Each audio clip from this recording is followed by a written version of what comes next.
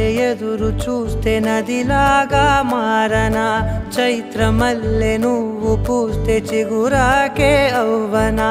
నన్నే వరించే యువరాజును అంట నీ యువరాజు